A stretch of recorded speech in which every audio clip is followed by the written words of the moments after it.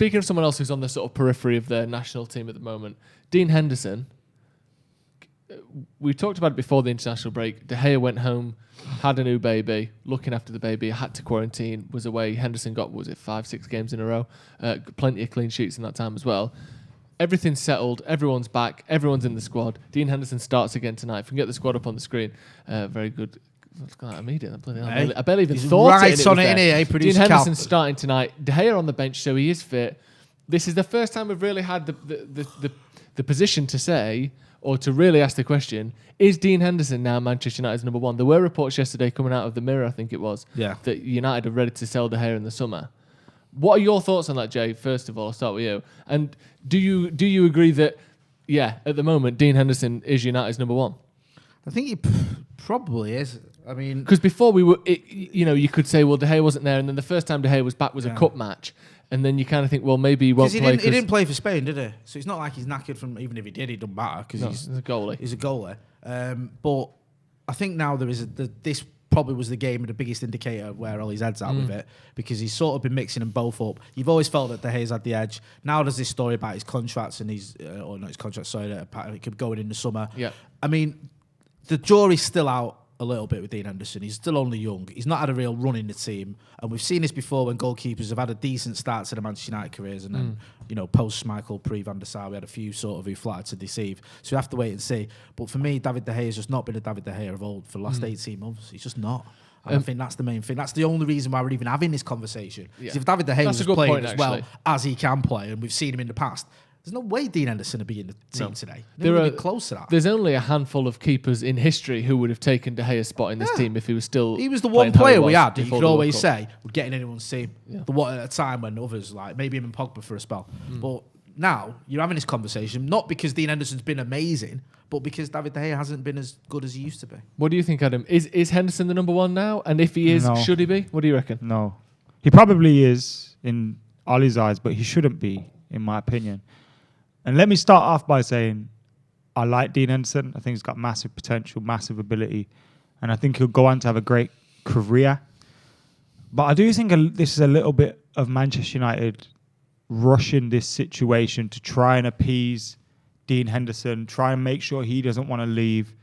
Also, because we've fucked up and gave David De Gea an incredible contract that he's probably we gave it to him as his decline started. It was a weird time to give him that deal. 375,000 a week. Yeah, and I mean, when you add that to what we're giving Romero, Lee Grant, and Dean Henderson and Dave, we're spending a ridiculous amount on our goalkeepers. But if you take the money out of it, and I'll just look at the goalkeepers that we have, for me, De Gea is still ahead of Dean Henderson. For me, De Gea should still go into next season as our number one, with Dean Henderson there to fight for that spot and push him all the way. The problem for me is I think Dean Henderson's top-notch and he will be great in the future. But this season, he's made mistakes. He's made a number of mistakes against Sheffield United, against Liverpool. He's made a few mistakes here and there, or goals where you look at and you think, could he have done better with that? AC Milan, for example. The other week, McTominay should have made the header to clear it, but then the goal's straight at him. Should he have saved that? So there's been many instances like that where he could have done better. Maybe they're not mistakes, but he could have done better. And when you become Manchester United's number one goalkeeper, the discussion and the narrative around those performances is different. We're not hearing, Dean Henderson should be number one. We're hearing about why Dean Henderson shouldn't be number one, how he's maybe not good enough to be number one because of X, Y, Z. And then the pressure starts to build, and you could find yourself in a position where we've got a very talented, very young goalkeeper who's making mistakes, and we've got no one there behind him who's a sturdy head to fall back on. Are we going to go into next season with Romero and Dean Henderson? I wouldn't be comfortable with that at all. And I think I like Dean Henderson, but at the moment he's got a touch of the Joe Hart's about him for me. And I'm not comfortable with it. Explain what you mean by that. What does that mean? I'm not comfortable with it. What about like Hollywood? A lot passion of merchant. screaming and shouting and doing all that. And, I just feel like a lot of it's for show.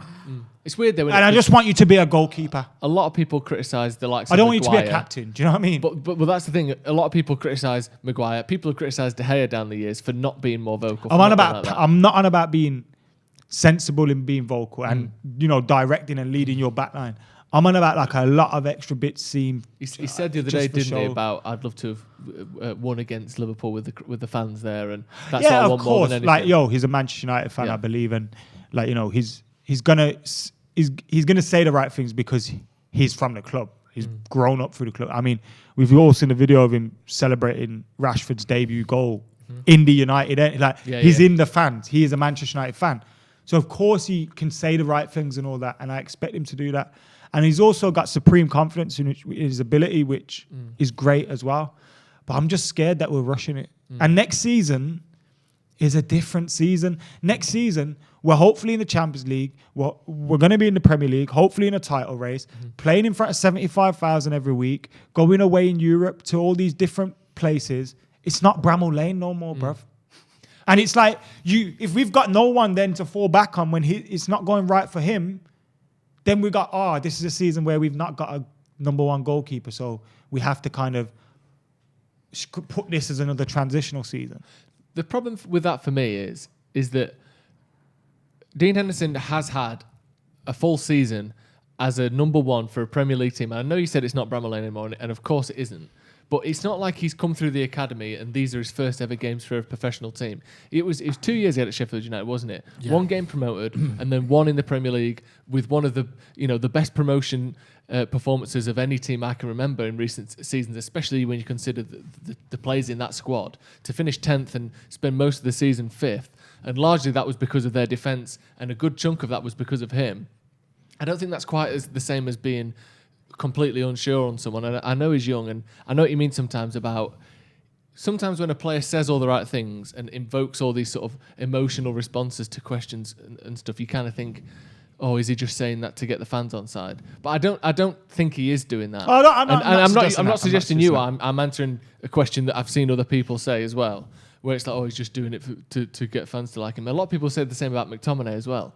Say it about Rashford as well, especially after the Derby games where we lost him. And to be honest, even if they are, like, carry on, bro. Yeah, it's the same rather that than just tell me copy lies. and pasting and tweet. Lie to me. I wouldn't mind playing for someone else. I wouldn't mind playing somewhere else one day. I'd rather hear that than that. Tell me sweet lies, baby. Just lie to me, innit? Give me those. Just lie to me. Lie to me, you fucking sex. Be Mario Winans on these bitches. And another thing with Henderson, I know that he's, like you said, some mistakes, or I think the one big mistake he made was the one against Sheffield United. Where he tried to take on the kid. Yeah, which cost us a goal. We still won the game. The one against AC Milan, I think he could have done better in the first leg. But to me, I don't think he made a particular mistake against Liverpool. I think he got chipped by Salah, and then the one, was it through his legs? I didn't see either of those as a particular mistake. But I think what he does do is he just makes games more sure. We're more sure from set pieces. We're more sure from crosses. We've been over this and we spoke about it, and I think everyone who watches Man United with Dean Henderson playing can see that. But also, I see more confidence out of Maguire and Lindelof when we're going backwards when Henderson's playing than we do. I think Shaw's goal against City was a big example of what he can bring to the team as well. Oh, that counter, that quick. Because that throw to Luke Shaw, as much as Luke Shaw did well there, a lot of time Luke Shaw don't want to run. And that throw said, oi, boy, you best run now because you've got no choice but to run onto this ball. Otherwise, you look like a lazy prick. And it forced that run and it forced the attack. And I remember Schmeichel doing that. Like, I used to try and do it, but just throw it's so hard to do, and just throwing the ball half of the pitch and launching your wingers away or launching your fullbacks away. It's such it's a pressure valve because you just take the pressure off your team straight away. And those are all good things, but I'm on about you make a mistake next season and David De Gea ain't on the bench and you're Manchester United's number one with the number one on your back and you're getting paid a big money. The questions are going to be different. The media is going to treat you different. Opposition fans are going to treat you different. All these Man United fans that are blowing smoke up your ass right now will be tweeting hella stuff about you. And then that's when the pressure's on. And that's when we'll see who he is. And until that moment, I feel like we need to keep the hair there. But when you're on close to 400 grand a week, it's hard to And do the problem with that is as well, you'll never truly get that environment. Like you said, that kind of we shouldn't have got rid of De Gea. Fucking hell, De Gea's has one bad season. Now we're stuck with this daft bastard or whatever. When he makes 3 mistakes in 4 games. Yeah. You're never going to get truly that treatment whilst De Gea is still there. That's the problem that Ole's stuck in and that the board are stuck in. You're never going to get that. You're out on your own, go do your thing, when De Gea is still in the dressing room. So I don't think the only way we can sort of do that is by doing it. Like, Sheffield, and I know I'm kind of keep Yeah, hammering go on. home the same point. Sheffield United, he makes a mistake. Yeah. We win the game, but he makes a mistake. Yeah. Imagine that was next season. Yeah. But the thing is, though, imagine... Man are talking differently. what you Gareth Southgate's dropping him. This is going on. That's going on. Yeah, but the other point to remember is De Gea's making as many mistakes, if not more, than I Dean don't- Henderson. Even this I think- season, he is. I think he has made mistakes, Statistically. but I don't think he's made as many as I Dean. think he I has. might be wrong. I might be His wrong. save percentage is a lot lower. I might be wrong. Dean Henderson's I'm happy got- to be wrong. Yeah. There. I'm not. Dean with- Henderson's sorry. got a 79% It feels to me, save percentage. I've not seen the Go stats. on. It feels to me like David De Gea's making a lot of mistakes this season, especially compared to last season. I still. But rate is that David De Gea. because when he does something a little bit wrong, we're like, I mean, and when Dean Henderson, yeah, I get where you're coming, but we like, didn't even talk about that Sheffield like, thing, the, really. The Everton game, when it for happened. example, for me, that's 3 mistakes in 1 game, and that's the only Yeah. 3 things he Yeah, had to yeah, do yeah. all fucking game. And I do think there's a big part of maybe one of those goals, especially the third one. Does Dean Henderson concede that? That's what I mean. Like, It's like, it's a I bit- get it. I totally I know, get it. like I'm David just De a bit Gea's- worried. The Yeah, one thing that I David get De the- Gea's I get always the had worry. in his sort of defence, when people just go, Romero, look at his clean sheets. Romero's playing against Colchester. He's playing against Lask. He's playing against Rochdale. Dross. Reading. Yeah. Bracknell. Yeah. Taplow. Taplow. Aldershot. Yeah. Right? He's playing against them lot, right? Where David De Gea's like, right, coming against the Scousers, coming against City. Yeah. You're playing against the best teams in the world. So it's going to be different. But now it's a bit more balanced. They're both playing against good teams. Dean Henderson played against City. He played Liverpool. against Milan. He played against Liverpool. So The it's not. 3-2. He's not just playing against the rubbish. So it's you can't just go, well, David De Gea plays against tougher teams. No, he doesn't. They're both on a sort of similar pegging. And I just feel maybe it's just, I've not seen the stats. As a feeling, I actually feel a little bit more confident when Dean Henderson starts. And Macca's right, because once he's on his own, that might go. I might be feeling like that because I know David De Gea is waiting in the wings.